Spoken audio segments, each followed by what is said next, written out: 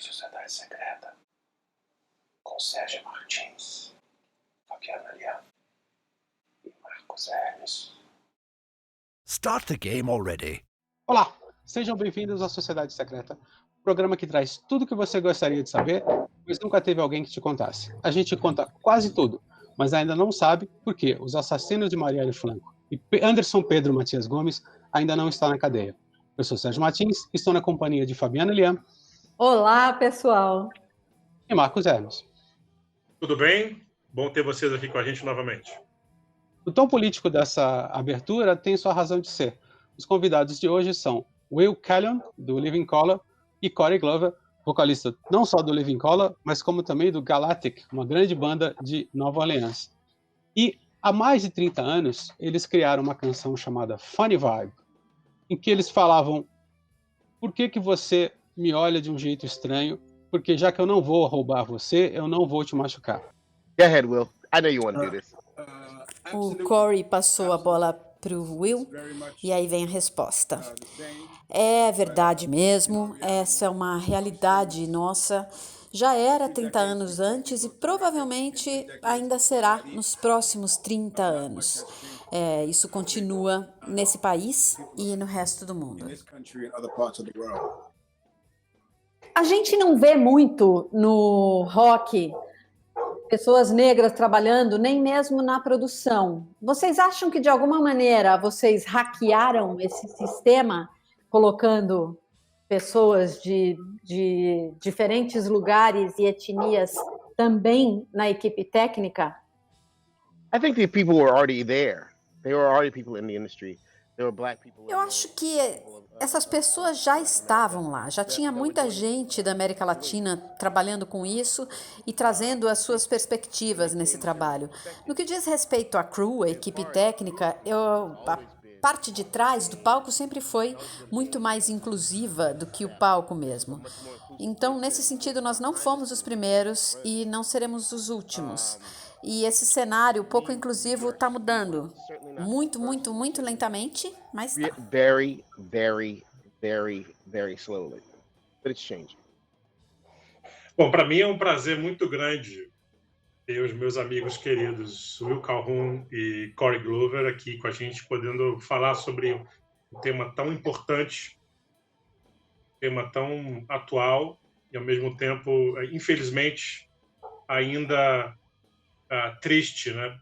Dentro da nossa realidade mundial. Eles são uma referência, então é muito importante ter um artista como eles aqui podendo falar para o público brasileiro, trazendo esse paralelo entre a realidade aqui e a realidade nos Estados Unidos. Eles são ícones, então eu queria agradecer primeiro a presença deles aqui com a gente. E a minha pergunta é assim: o Time's Up é um álbum profético, né? E, em paralelo a toda essa loucura, essa psicodelia que a gente está vivendo hoje em dia, né, um álbum com grandes convidados. Imagina o prazer e o privilégio de ter, no mesmo álbum, você tem o Little Richard, você tem Maceo Parker, você tem Mr. Richard Penniman, você tem a Queen Latifah. Então, quer dizer, um álbum que foi milimetricamente planejado para ser um álbum histórico, né? Eu queria saber quais foram as principais referências e influências para que eles pudessem produzir um álbum tão único, né? Para a história da música americana nos anos 90, um álbum histórico. Well, Living Colour recordings are all done. O Living Colour sempre grava de uma maneira muito criativa. Muito do que você ouve ali não foi sequer planejado. A banda costuma trabalhar num esquema super estruturado, mas também num lugar de extrema improvisação. Como a gente cria música e pensa sobre as coisas, e a gente deixa muito da parte artística para o final, para as afinações. Por exemplo, a gente fez o álbum em Los Angeles, a gente não estava preparado, quer dizer, a gente não tinha planejado isso, só aconteceu. Mas para mim, a coisa mais inspiradora em tá numa banda é saber como todo mundo pensa. Ou seja, quando a gente escreve, a gente fica conversando sobre a música, sobre a letra e tal. Relationship piece instead of it being a man's voice. Little Richard actually saw Elvis Presley. Por exemplo, no Undercover of Darkness, a gente escreveu e a gente falou, não, vamos chamar a Queen Latifah. É uma música que fala da sexualidade, originalmente escrita para um homem, vamos colocar uma voz feminina. O Little Richard, por exemplo, ele conviveu com Elvis, ele assistiu a carreira dele. Então, ter o Little Richard em Elvis is Dead pra gente, além de ser muito profundo, era muito necessário até para o contexto da música. O Maceo Parker, com essa escola de James Brown, Funkadelic e George Clinton, todas essas decisões vieram, na verdade, das nossas improvisações e da nossa criatividade, deixando a criatividade rolar. E também é muito importante a gente olhar para a história, para toda a história da música negra, de homens e mulheres, e carregar esse legado. Isso pra gente é mais importante. Então as nossas escolhas foram feitas da nossa história, se conectando com Elvis, com os nossos colegas e com o nosso futuro. E foi muito real. Foi acontecendo. Nem tudo foi planejado. We were just as much a part of as we were a part of the rock and roll community. Part of the reason why we reached out to Queen Latifah. Trabalhar com essas pessoas que eram ícones pra gente foi muito, muito, muito importante. Para um monte de gente que estava ouvindo a nossa música na época, eles não tinham ideia de quem era Maceo Parker. Então a gente faz parte de uma comunidade de hip hop, assim como a gente faz parte da comunidade do rock and roll. Foi isso que nos ajudou a entrar em contato com a Queen Latifah e com Little Richard. O Mr. Badman, por exemplo, era uma fonte de informação. Muita gente não levou isso a sério, mas a gente levou muito a sério. E tinha uma coisa que a gente precisava dar voz para o Little Richard, porque o Little Richard foi o Elvis antes do Elvis, mas não teve o mesmo reconhecimento que ele merecia quando ele estava vivo, principalmente. E do jeito que a história aconteceu, as músicas que ele criou e profetizou foram usadas pelas pessoas e colocadas num contexto diferente. Então, parte do que a gente queria dizer era Elvis is dead. O Elvis morreu, mas o Little Richard está bem vivo aqui, ele estava vivo na época, mas não está recebendo a mesma atenção de vocês. Fazer o Time's Up era um anúncio de que essa história, essa cultura e essa música tem um legado, e era um legado vivo. E tem uma história que não pode ser negada. E a gente tinha um papel de não deixar ninguém levar esse legado embora. Eu estava lendo uma biografia do Van Halen e, num determinado momento, tem uma frase de conotação racista do Alex Van Halen, o baterista, para o Vernon Reid. Então eu queria fazer duas perguntas. Em primeiro lugar, se eles sabem disso, ou por que as pessoas ainda acham tão esquisitos afro-americanos fazendo rock, ou rock pesado, sendo que o rock é um ritmo que nasceu com os afro-americanos, e particularmente sobre os dois produtores que trabalharam nos 3 primeiros discos do Living Colour, que é o Ed Stazan e o Ron St. Germain, que são caras mais conectados até mais à cena punk rock do que propriamente de rock pesado ou de heavy metal. O que atraiu no Living Colour? Okay, first of all, I'm going to make a comment on the Alex Van Halen comment because Antes que eu faça meu comentário, o Alex Van Halen disse isso pro Vernon Reid? Ok, então tá. Então vou falar disso. Pelo Alex Van Halen tocar numa banda de rock, ser filho de mãe indonésia, Então, tanto ele quanto o Eddie Van Halen deveriam conhecer uma banda de rock indonésia que formou o rock inglês. Eles com certeza sabem disso, com certeza o Ed sabe. Então, fazer uma pergunta dessa é simplesmente, é incrivelmente ignorante e racista. Eu acho que o Alex tem a resposta para essa pergunta, mas às vezes a gente vê pessoas que achavam que nós éramos punks e que nós não reagiríamos, que nós teríamos medo da indústria e do racismo. Então, isso é uma ignorância do Alex e insegurança a respeito da sua própria música. Incredibly ignorant and racist. Because I think Alex knows the. Se ele realmente entendesse a história do rock and roll, que eu acho que ele não entende, quer dizer, na verdade eu acho que ele entende. Ele fez essa pergunta para ser racista, snob ou sarcástico. Eu acho que o Vernon foi muito mais legal do que eu seria se ele tivesse feito essa pergunta para mim. Eu não tenho medo de dizer isso, mas muito dessa realeza branca no rock tem a ver com a supremacia branca que está em todos os trabalhos. Eu me recuso a aceitar. Então é ok se você é preto e toca jazz, hip hop, reggae ou R&B.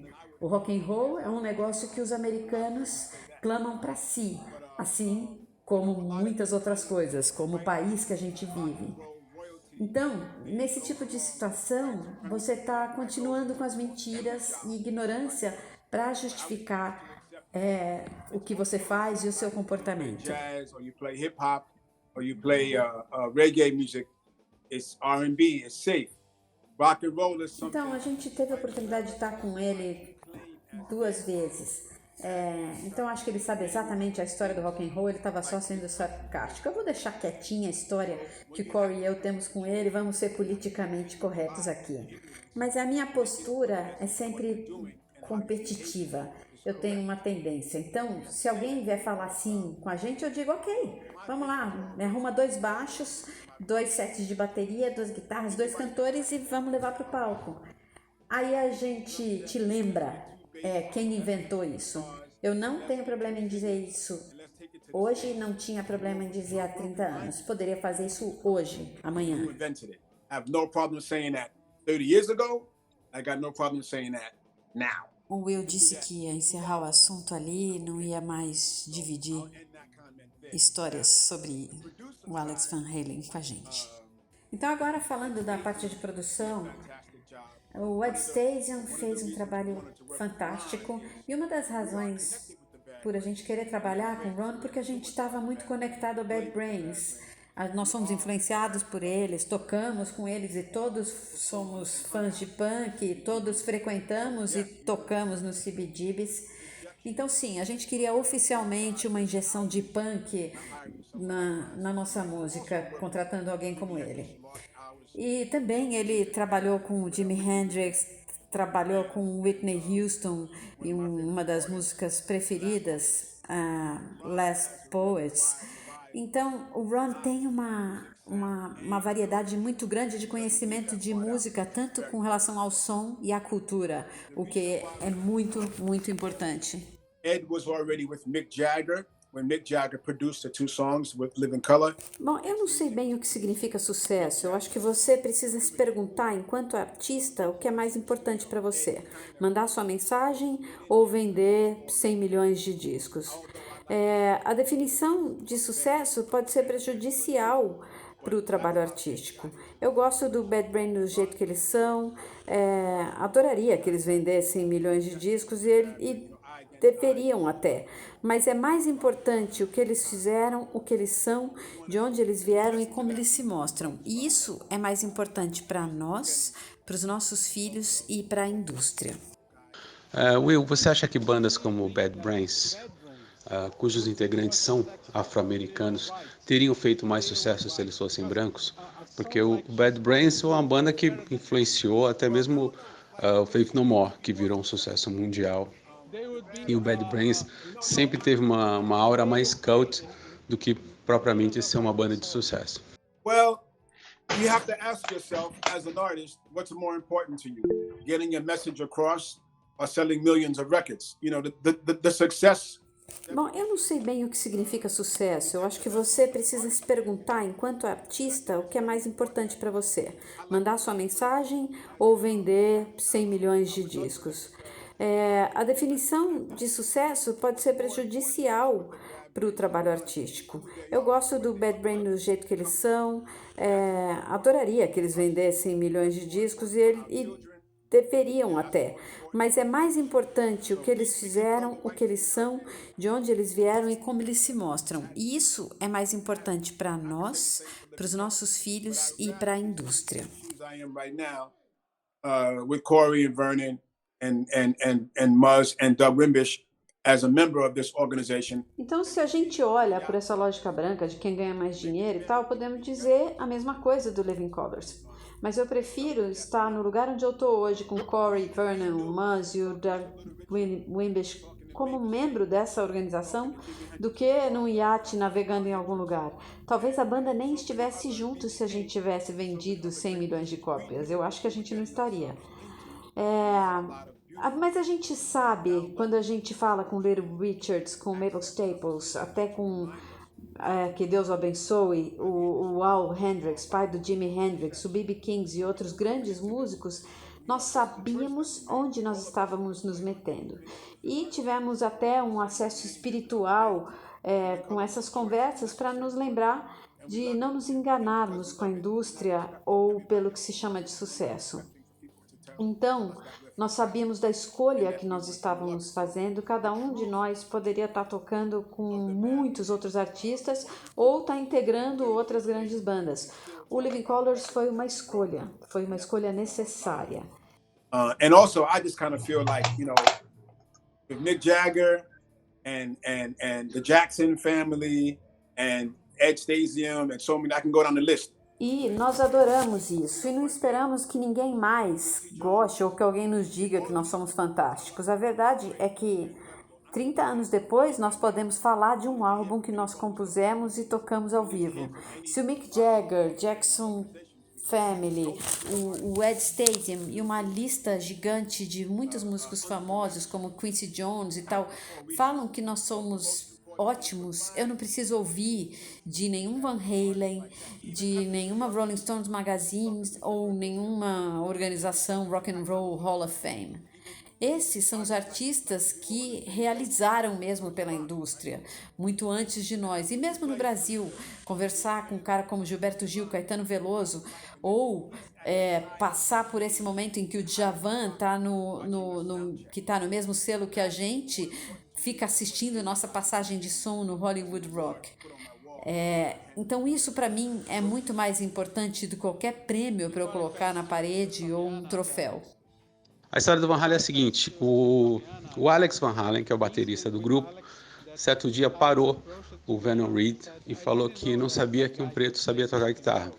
E aí o Vernon Reid falou assim: então seria bom você ler a entrevista do seu irmão na Rolling Stone, seu irmão que, aliás, é o único músico bom na banda, e ver o que ele disse sobre mim.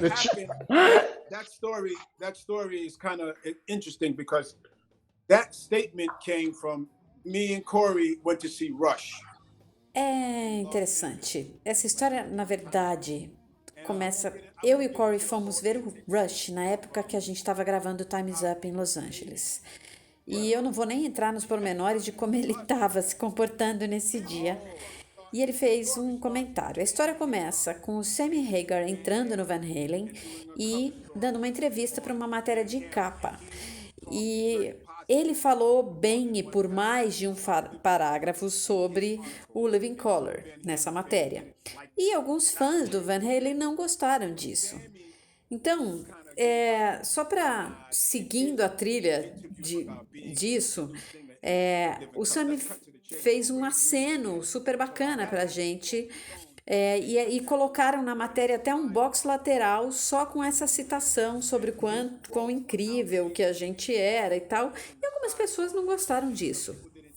Então, quando o Corey e eu fomos ver o show, O Alex fez um comentário sobre a guitarra do Vernon. Ele falou que ela era... Ele fez esse sonzinho aí. O Sammy tá sempre tocando suas merda no ônibus. E ele não entende, falou que não entendia por que os solos de guitarra eram desse jeito e falou meio rindo ali. E aí eu disse, você provavelmente não vai ter como compreender, mas você pode perguntar para o seu irmão, que é o músico da banda, e ele pode desenhar para você o que esse som aí significa na música. So I don't know who wrote that piece, where that comes from, but that's when Corey and I were there. That's what happened. And a lot of times. Então eu não sei no fim das contas de onde veio isso, quem escreveu e tal, mas o fato é que foi quando eu e o Corey estávamos lá. O que acontece é que as pessoas ficam fazendo piada e na verdade isso é para ver se a gente vai ficar intimidado ou não.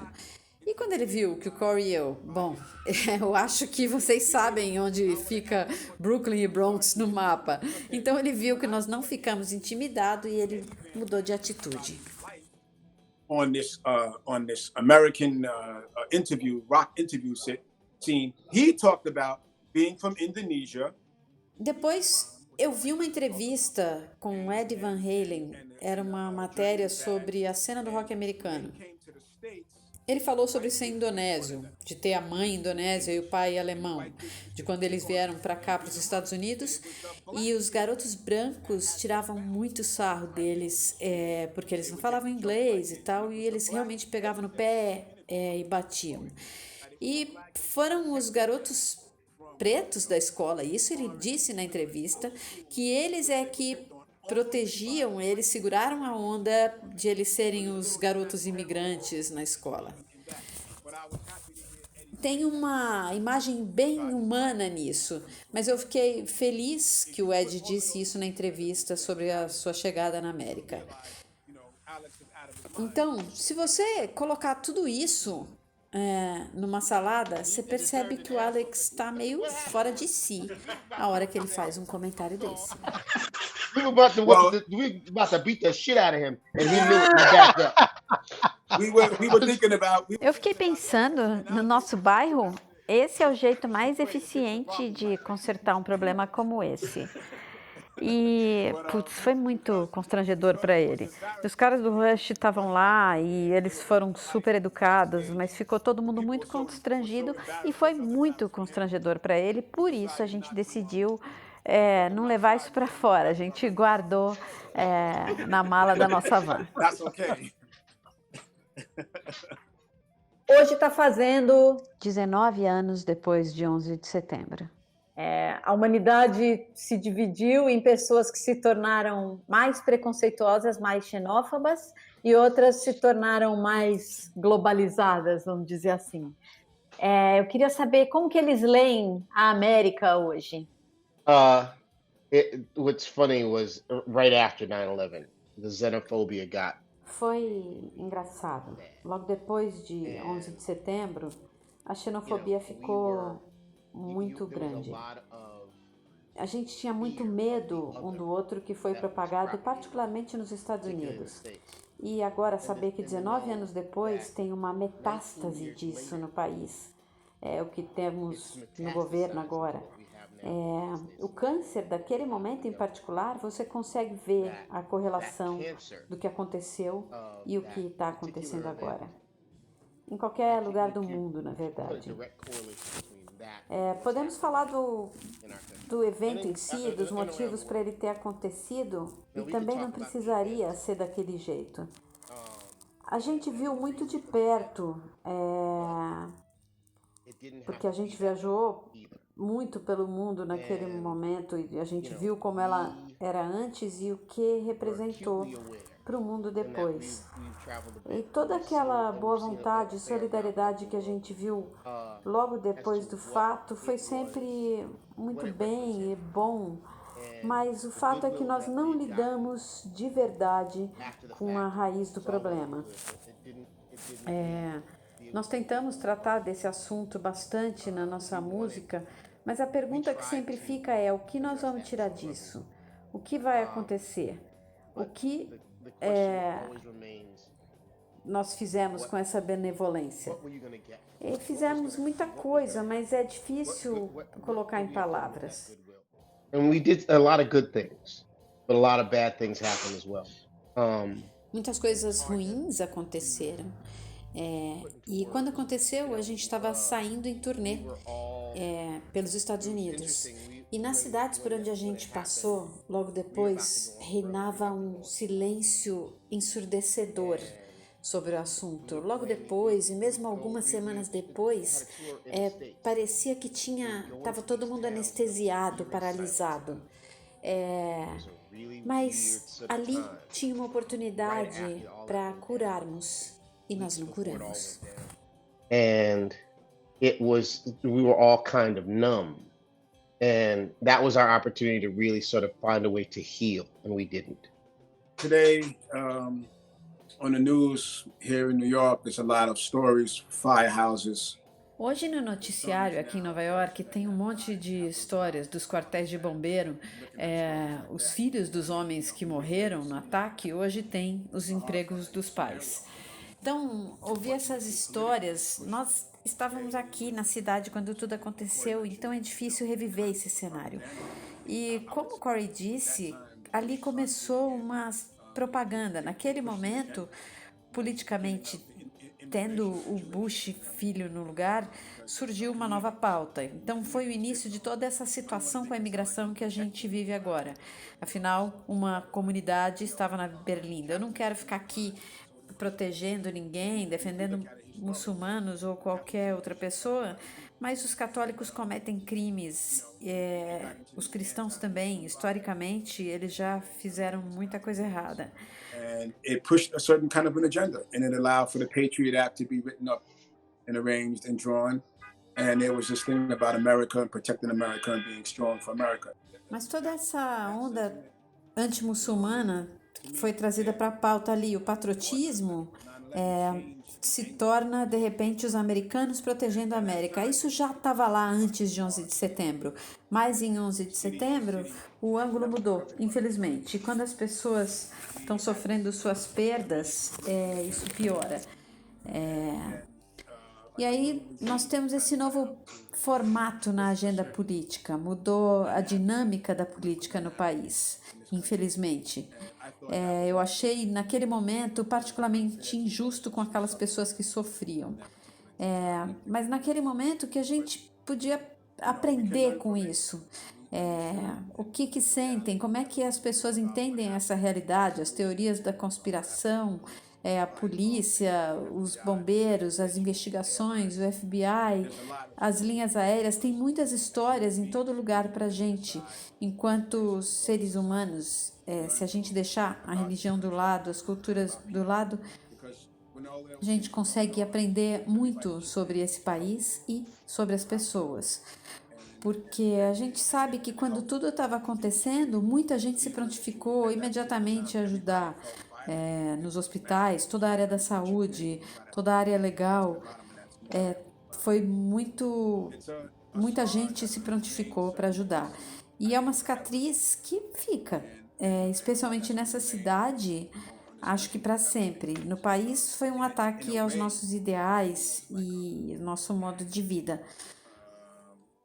Olhando para o que aconteceu e onde nós estamos agora, temos que pensar como nós vamos seguir em frente. Não queremos que ninguém se aproveite disso. Acho que o humanitarismo certamente vai sempre estar em primeiro lugar. Esse talvez seja o lado positivo. Look at where we are now and seeing how we can move forward. Certainly, we don't want to make things accessible for people to take advantage of us, but at the same time, I think the humanitarianism comes first. Queria aproveitar esse contexto para falar sobre o que nós estamos vivendo agora, né? Porque o momento é único, realmente ele é uma possibilidade de todos nós nos reinventarmos, todos nós nos transformarmos em pessoas melhores. E eu acho que a música tem esse poder. A música tem essa missão de transformar as pessoas, transformar o mundo. Eu acho que o Living Colour sempre teve esse papel também na arte deles. Desde o começo, sempre foi uma banda politizada, sempre foi uma banda que lutou pela qualidade musical, mas principalmente pelas mensagens, nas letras, e uma banda que não brinca em serviço, quer dizer, uma banda que não está aí por acaso há mais de 30 anos fazendo música de qualidade e, ao mesmo tempo, deixando um legado. A minha pergunta, na verdade, é uma pergunta muito pessoal, no sentido do momento que a gente está aqui vivendo, né? Porque, pelo que eu estou sentindo, pelo que nós estamos vivendo, mas principalmente pelo papel do artista. Acho que hoje em dia o artista tem uma responsabilidade muito maior, né, dentro do universo da música. E acho que muitos ainda não enxergam isso, né? É muito louco pensar que acho que é o momento, o papel do rock, o papel da música, para mim, é transformar as pessoas. Um dos papéis principais, né? E o Living Colour sempre buscou isso.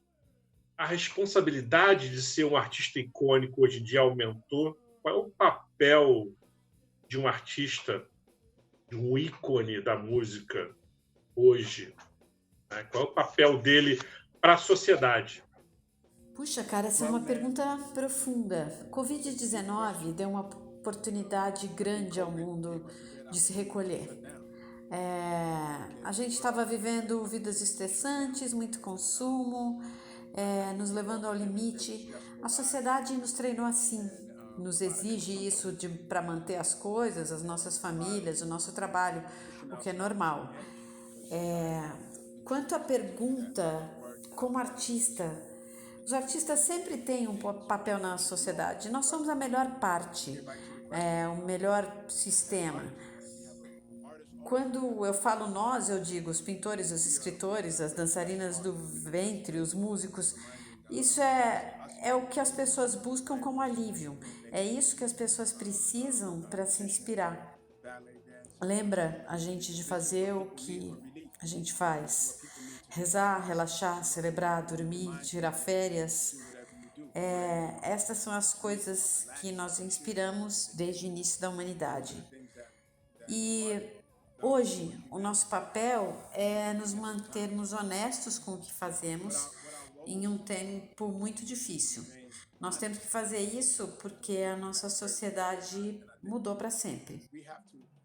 Você mencionou há pouco turnês e aviões. Eu não acho que essas coisas vão ser as mesmas nos próximos 3 ou 4 anos como eram há um ano. Nós vamos ter que achar novas formas de chegar até as pessoas, novas maneiras de criar nossa arte. Então, basicamente, nós estamos nos reinventando. Nós artistas já estamos meio acostumados com isso. We don't give up on the pandemic.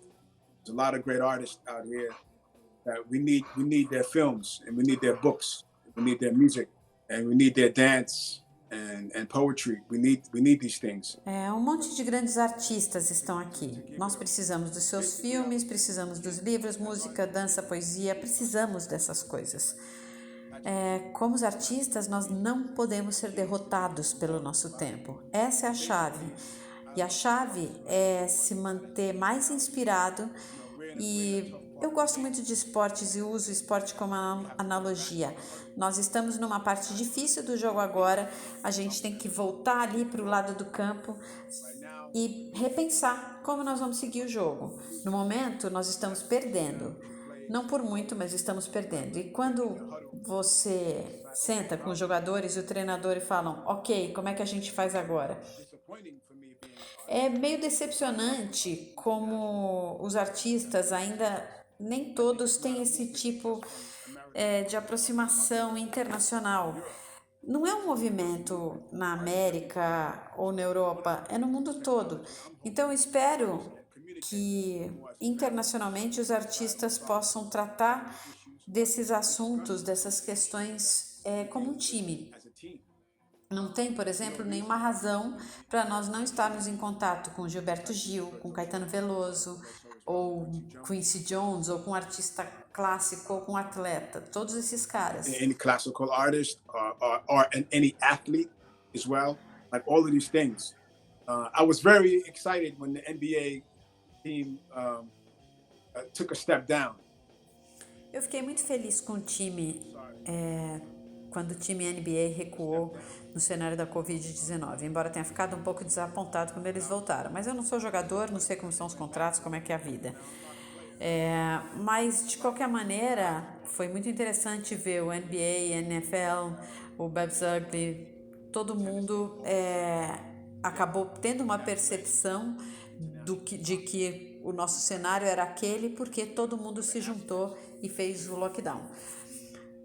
O que aconteceu com o George Floyd só foi percebido no mundo todo por causa do silêncio que a gente está vivendo. Estamos no meio da pandemia, todo mundo em casa, na TV, as pessoas estão irritadas, sem os trabalhos, ou então de licença. Então a morte do George Floyd virou o sol no céu, todo mundo foi alcançado por ele. E o Corey e eu sabemos, e vocês devem saber também, que esse tipo de coisa acontece na nossa comunidade, como a March Madness, ou NBA, beisebol, essas coisas as pessoas esquecem ou fica restrito a só aquela certa comunidade ali. Mas todo mundo conseguiu ver isso e falar a respeito. E isso foi um grande impacto da nossa sociedade. Com isso surgiu o Black Lives Matter e muitas outras coisas. Como artista, nós temos que juntar as nossas questões para fazer uma mudança real. Como que a gente quer ser pago? Quais são nossos direitos no YouTube ou na própria gravadora? Isso não é uma coisa só para Beyoncé, Jay-Z ou Living Colours. Se a gente olhar para essas coisas de uma maneira conectada, a gente consegue grandes soluções de um jeito mais eficiente e com resultados que sejam mais respeitosos para nós. Nós não estamos aqui individualmente, estamos primeiro em um planeta, não é um planeta sul-americano, norte-americano ou europeu. Nós temos que nos comunicar globalmente em um universo. A pandemia e esse novo cenário me fizeram pensar quais serão as minhas estratégias. Eu quero incluir mais pessoas, mais artistas, fazer as artes melhores e mais adaptadas para todo mundo. When I do get back out, what my strategies are and how I want to include more people and more cultures in making the arts more suitable for us as human beings internationally and not just in a few little small fields that I'm in. Acho que o Will falou tudo, mas nós, como artistas, temos a obrigação de refletir de volta para o mundo que está acontecendo. Somos espelhos e temos que continuar acendendo a luz. Como essa luz é recebida é a coisa mais importante, mas a Covid e as insurreições das pessoas pretas são um reflexo do mundo que a gente vive hoje. How that light is received is the most important thing, but COVID and the insurrections with Black people is a reflection of the world that we live in.